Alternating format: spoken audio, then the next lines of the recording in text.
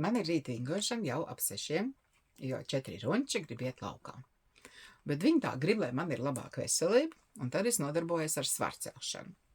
Pirmkārt, pirmais miks pienāk pie loga, un es tā eju pie loga, man tā kā jātaisa vaļā, un viņš liek ārā, bet viņš nelec ārā, viņš pabēg.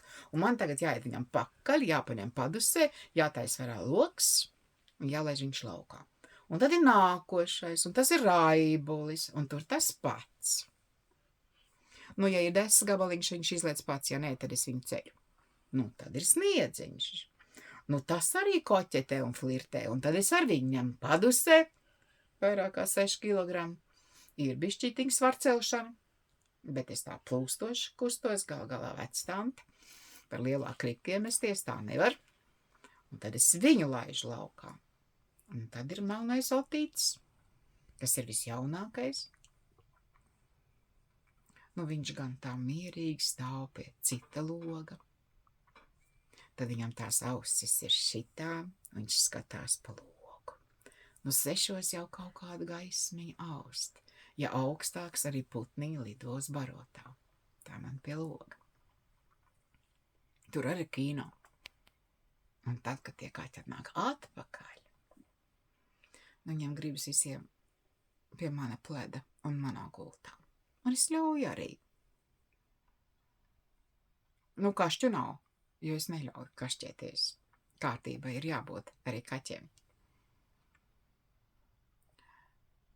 Redziet, gan bērni, gan dzīvnieki ar mums manipulē. Un mums ir tas gods būt pieaugušiem un neļaut ar sevi manipulēt. Ne mīļdzīvnieciņiem, ne mīļajiem mazbērniņiem. Un tad jau viss būs kārtībā. Gan ar bērniem, gan ar mājdzīvniekiem. To, kad jāsakārto ir un kārtība vajadzīga arī neļaut viņus pavairot tā, kā to dar tagad. Un ja kādam ir aizliegts turēt dzīvnieks, tad par to regulāri ir jārūpējas, lai likums tiek ievērots. Un tur nu mums ir municipālās policijas. Un ir daudziem aizliegts pavairot, jo viņi jau ir pārkāpuši likumu. Viņu dēļ ir radīti nelaimīgi dzīvnieki.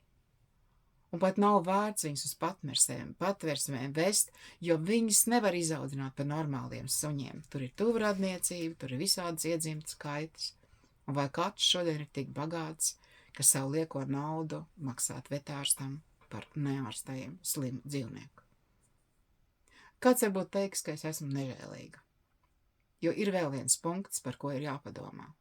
Par veciem cilvēkiem, kuri iet prom no šīs pasaules, un par viņu dzīvniekiem. Cilvēcīgāk un humānāk ir viņus iemidzināt.